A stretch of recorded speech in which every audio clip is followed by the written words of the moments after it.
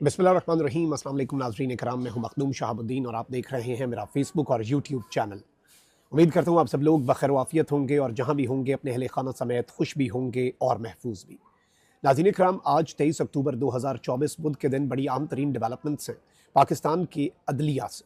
पाकिस्तान की अदलिया में कुछ बड़ी हैपनिंग्स हुई हैं। एक जानब तो काजी फ़ाइज़ ईसा, जिनकी रिटायरमेंट में 48 घंटे रह गए हैं, और रिटायरमेंट से ऐन 48 घंटे कबल काजी फ़ाइज़ ईसा के लिए जो रोज़ाना की बुनियाद पे रुसवाइयों का सिलसिला है वो अभी भी जारी है, और एक बड़ी रुसवाई का सामना करना पड़ा है। एक बड़ी सुबकी हुई है काजी फ़ाइज़ ईसा साहब की। इस हवाले से कुछ डिटेल्स हैं जो आपके सामने रखनी है। तो वहीं दूसरी जानिब जस्टिस याह्या आफरीदी, जो कि अब पाकिस्तान के अगले चीफ जस्टिस होंगे, 26 अक्टूबर को उनकी कुछ मुलाकातें हुई हैं। उनकी मुलाकात काजी साहब के साथ भी हुई है और उनकी मुलाकात जस्टिस मंसूर अली शाह के साथ भी हुई है। इस मुलाकात का अहवाल भी आपके सामने रखना है। और आज जस्टिस मंसूर अली शाह ने अनएक्सपेक्टेडली, जो उनसे एक्सपेक्ट नहीं किया जा रहा था, लेकिन जस्टिस मंसूर अली शाह ने एक बहुत बड़ा सरप्राइज़ दिया है। उस सरप्राइज़ की डिटेल्स भी आपके साथ शेयर करनी है। और इसके साथ ही साथ आईनी तरामीम बिलाखिर चैलेंज हो चुकी हैं। पहला कदम इन आईनी तरामीम के खिलाफ उठ चुका है और अब अदलिया के अंदर जो एक बहरान का बीज बोया गया था, यूँ लग रहा है कि वो बहरान अब बहुत शिद्दत इख्तियार कर सकता है। इस सब के अंदर जस्टिस मंसूर अली शाह और जस्टिस मुनीब अख्तर का किरदार भी बहुत अहम होगा, और आईनी बेंच जो बनता है उस हवाले से भी किरदार जो है वो बहुत ज़्यादा अहमियत का हामिल होगा, चीफ जस्टिस का भी और बाकी सब का भी, और जो आईनी बेंच का सरबराह बनता है उसका भी। यानी इस वक्त एक पूरा गेम प्लान है, और इस गेम प्लान के अंदर चीज़ें किस तरह से आगे चलेंगी ये ज़रा समझने वाली चीज़ है। लेकिन पहले मैं आपको ये बता दूं कि पाकिस्तान तहरीक इंसाफ की कोर कमेटी का एक अहम तरीन इजलास हुआ है, और उस अहम तरीन इजलास का एलामिया आपसे शेयर कर देते हैं। पाकिस्तान तहरीक इंसाफ की कोर कमेटी का बानी चेयरमैन इमरान खान और उनकी अहलिया की मुलाकातों पर आयद गैर कानूनी पाबंदी के खात्मे और मुलाकातों की फौरी बहाली का हुक्म, इमरान खान की जेल से रिहाई की जामे हिकमत अमली पर गौर, पुरजोर अवामी एहतजाज समेत मुल्क गिर तहरीक की मनसूबाबंदी और तैयारियों के लिए ज़ेली कमेटियों की तश्कील पर इत्तफाक, मोहतरमा अलीमा खानम, उज़मा खानम, आज़म सवाती और इंतज़ार पंजोता से रवा रखी जाने वाली सफाकियत की शदीद मसम्मत और उनकी रिहाई का पूरी शिद्दत से मुतालबा, नामुकम्मल ऐवानों से 26वीं आईनी तरमीम की जबर, फस्तायत और हॉर्स ट्रेडिंग जैसे काले हथकंडों के जरिए मंजूरी की शदीद मजम्मत, पार्टी पॉलिसी की खिलाफ वर्जी के मुर्तकिब अरकान कौमी असम्बली और सेनेट को शोकाज नोटिस के इजरा के सियासी कमेटी के फैसले की मुकम्मल तौसीक, जबरो फस्तायत और लालच और ज़मीर फरोशी के तरगीबात का डट कर मुकाबला करने और इमरान खान से वफा निभाने वाले अरकान कौमी असम्बली और सेनेट की कुर्बानियों को खिराज तहसीन। 26वीं आईनी तरमीम को अदालत के रूबरू चैलेंज करने के कानूनी इम्कानात के जायजे, यानी कि इस आईनी तरमीम को अदालत ले जाकर उसमें चैलेंज करने के कानूनी इम्कानात के जायजे और लाया अमल की तैयारियों का काम लीगल कमेटी के सपुर्द। सियाह आईनी तरमीम के बाद चीफ जस्टिस की नामजदगी के लिए पार्लिमानी कमेटी के खुसूसी इजलास के बाइकआउट के फैसले की तौसीक और इस पर सियासी कमेटी को खिराज तहसीन। कोर कमेटी का इजलास हफ्तावार बुनियादों पर जुम्मे के रोज़ मुनक्किद करने पर इत्तफाक। हफ्ते में 2 मरतबा सोमवार और बुध के रोज़ सियासी कमेटी अपने इजलास मुनक्किद करेगी। अब यूँ लग रहा है कि पीटीआई चीज़ों को मोबिलाइज कर रही है, और आपने देख लिया कि इस आईनी तरमीम, नए चीफ जस्टिस की नामजदगी, इस पर पीटीआई का मौक़िफ़ क्या है। अब एक तरफ ये डेवलपमेंट है तो वहीं दूसरी जानिब मैं आपको बता दूं कि अभी तो पीटीआई ने इसे चैलेंज करना है, लेकिन उससे पहले ही सुप्रीम कोर्ट की लाहौर रजिस्ट्री में 26वीं आईनी तरमीम की शिकें जो हैं वो चैलेंज कर दी गई हैं। और इसमें इस्तदा क्या है मैं आपको बता देता हूँ। किसी बेंच को खास किस्म के मुकदमात की समाअत से रोकना अदलिया की खुद मुख्तारी में रुकावट है। 3 सीनियर तरीन जजेस में से तकर्रुर और 65 साल की उम्र से कबल रिटायर करने का उसूल बनाना अदलिया की खुद मुख्तारी को सबूताज करना है। चीफ इलेक्शन कमिश्नर की नया चीफ इलेक्शन कमिश्नर तैनात होने तक तौसी गैर जमहूरी अमल और आइन के मुनाफी है। तरामीम के सेक्शन 7, 8, 9, 10, 13, 14, 18, 17 और 22 को मावराए दस्तूर करार देकर कलदम करार दिया जाए, यानी कि ये आइन से मुतसादिम तरामीम है, और अब जो शिक्के हैं इन्हें कलदम करार दिया जाए। अब ये खेल शुरू हो चुका है, और ज़ाहिरी बात है कि सवाल यहाँ पर कुछ बड़े इंटरेस्टिंग हैं कि क्या जो आईनी ये तरमीम है इसके ख़िलाफ़ जो एप्लीकेशंस आती हैं, क्या वो आईनी अदालत सुन सकती है जो उन आईनी तरमीम के नतीजे में बनी है? क्या वो आईनी बेंच सुन सकता है? नहीं। इसके ऊपर असूल ये है कि फुल कोर्ट इसकी समाअत करे and once and for all इस इशू को सेटल करे। पाकिस्तान तहरीक इंसाफ भी शायद इसी तरफ को जाने वाली है, और अपना पहले पब्लिक के ऊपर पब्लिक जो एक प्रेशर होता है पहले वो बढ़ाकर फिर पीटीआई इस रास्ते की तरफ आ सकती है, ये मैं आपको बता दूं। अच्छा, वहीं दूसरी जानिब इस वक्त सूरत हाल ये है कि जस्टिस मंसूर अली शाह जो है उन्होंने आज एक बहुत बड़ा सरप्राइज़ दिया।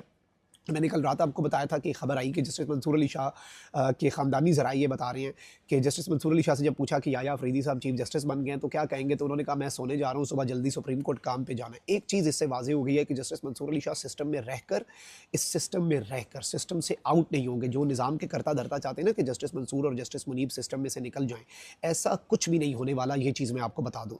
और सुप्रीम कोर्ट में इस वक्त एक बड़ा दिलचस्प मामला हुआ है, बरतरफ मुलाजमीन की बहाली की दरखास्तें। पहली मरतबा ऐसा हुआ है, ये जस्टिस मंसूर अली शाह की सरबराही में 3 रुकनी बेंच के सामने आई और जस्टिस मंसूर अली शाह ने कहा कि केस में आईनी सवाल है और 26वीं आईनी तरमीम में कहा गया है कि आईनी केसेस आईनी बेंच सुनेगा। जस्टिस आयशा मलिक ने भी कहा कि यह केस अहम है, आईनी बेंच ही सुने इस केस को। और इसमें ये इंपॉर्टेंट चीज़ है कि जस्टिस मंसूर अली शाह का ये सरप्राइज़ कि उन्होंने कहा ठीक है आप ये केस आईनी बेंच को भेजें, मैं ये केस नहीं सुन रहा। तो अब चीज़ें जो हैं जस्टिस मंसूर अली शाह बिल्कुल बाय द बुक चल रहे हैं, लेकिन इसका ये मतलब कतन ना समझिएगा कि जस्टिस मंसूर अली शाह ने सरेंडर किया है। सरेंडर ये होता कि वो कोई इसमें जिद में अना में आकर कुछ ऐसा वैसा करते, वो कुछ भी नहीं कर रहे। अच्छा, वहीं दूसरी जानिब एक और डेवलपमेंट ये हुई है कि एक तरफ तो आपको पता है कि justice Yahya Afridi chief justice of Pakistan मुकर्रर हो चुके हैं और सदर मुमलिकत की मंजूरी के बाद उनके चीफ जस्टिस बनने का नोटिफिकेशन जो है वो भी जारी हो चुका है। लेकिन यहाँ पर एक अहम तरीन चीज़ है कि चीफ जस्टिस पाकिस्तान काजी फाइज ईसा और नामजद चीफ जस्टिस याया अफरीदी जो है इनके दरमियान मुलाकात हुई है। ज़राए के मुताबिक दोनों जजेस की मुलाकात काजी फाइज ईसा के चैम्बर में हुई, जिस दौरान चीफ जस्टिस ने याया अफरीदी साहब को मुबारकबाद भी दी। मुबारकबाद तो चीफ जस्टिस काजी फाइज ईसा साहब को बनती है कि उनकी अना की तस्कीन उतनी नहीं हो सकी, उन्होंने वैसे खुद टिकना था, लेकिन वही बात है कि मैं खुद नहीं, मैं नहीं तो फिर मंसूर अली शाह भी नहीं, मेरी ये जिद है, प्लीज़ आप ऐसा करें। वो बच्चों की तरह ना, जैसे बच्चे लड़ते हैं तो कहते हैं मेरे से कुट्टी तो दूसरे से भी, तो काजी फाइज ईसा साहब की भी ऐसी ही जिदें हैं। और अनोखा लाडला खेलन को मांगे चांद, पहले कभी खेलन को कहा कि सब जजेस को एक्सटेंशन दे दो, तो मैं एक्सटेंशन लूंगा सही, लेकिन सबको देनी पड़ेगी ताकि मैं अकेला गंदा ना हूं। फिर कहा कि आईनी अदालत बना के मुझे उसका चीफ जस्टिस लगा दो, कुछ भी नहीं मिला, तो अब इसी पर इक्तफा करना पड़ेगा। यहाँ पर मैं आपको ये बता दूं कि जस्टिस अफरीदी जो है उन्होंने मुकदमात की समाअत के बाद चीफ जस्टिस से दूसरी मुलाकात भी की। और इसमें एक और अहम तरीन चीज़ ये है कि ये सरप्राइज़ है, मैं समझता हूँ चीफ जस्टिस से मुलाकात नहीं। ज़रा ये बता रहे हैं कि जस्टिस याया अफरीदी जो है वो चल कर जस्टिस मंसूर अली शाह के चैम्बर गए, जबकि नामजद चीफ जस्टिस याया अफरीदी को उनके चैम्बर के स्टाफ ने भी मुबारकबाद दी। ये तो एक नॉर्मल तरीका होता है, लेकिन मैं आपको ये बता दूं कि इस वक्त सूरत हाल ये है कि जो सिनेरियो बन चुका है उसमें जस्टिस जो मंसूर अली शाह हैं उनके चैम्बर में जस्टिस याया अफरीदी खुद गए हैं, जो कि उनके सीनियर हैं, लेकिन अब justice Yahya Afridi chief justice हैं, तो इसमें उन्होंने ज़ाहिर बात है उन्हें इज्जत दी है। अब एक और डेवलपमेंट ये हुई है कि इस सारे सिनेरियो के अंदर वो ये है कि जस्टिस काजी फाइज ईसा साहब की रसवाइयों का सिलसिला जारी है। कल भी इसी तरह का कुछ सिलसिला हुआ, आज भी 72 घंटे पहले भी एक रसवाई, अब 48 घंटे पहले दूसरी। नैब तरमीम केस में सुप्रीम कोर्ट के जज जस्टिस हसन अजहर रिजवी साहब हैं, उन्होंने अपना इजाफी नोट जारी किया है।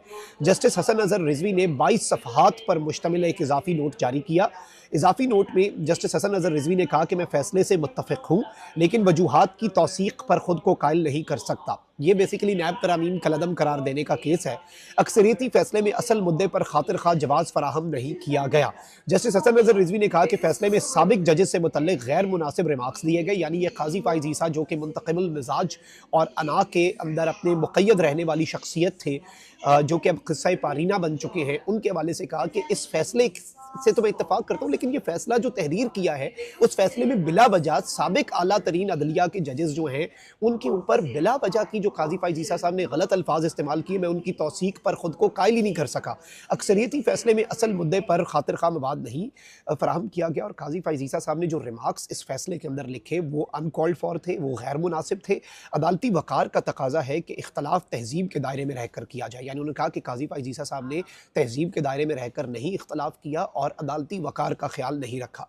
इजाफी नोट में कहा गया है कि तनकीद का महवर फैसले के कानूनी असूल हो, ना कि फैसला लिखने वालों की तज़हीक की जाए। तो काजी साहब ने यह काम तो किया है। तहजीब और अदालती वक़ार को मद्देनज़र रखते हुए फैसले की अपनी अलग वजूहात तहरीर कर रहा हूँ। उन्होंने कह दिया कि मैं वरना इस फैसले से इत्तफाक कर रहा था, फैसला ठीक है, लेकिन फैसले के अंदर जो चीज़ें लिख दी और जो रिमार्क्स लिख दिए और गुज़श्ता फैसले के ऊपर आप बात करें, आप गुज़श्ता जजेस के ऊपर ही गैर मुनासिब रिमार्क्स पास करना शुरू हो गए। मोहतरम काजी साहब, मैं इस सब के अंदर आपके साथ शामिल नहीं हो सकता। ये एक बहुत अहम तरीन डेवलपमेंट है जो आपके सामने मैंने रखी। आज के लिए इतना ही, मिलते हैं अगली वीडियो में। चैनल कर दें सब्सक्राइब।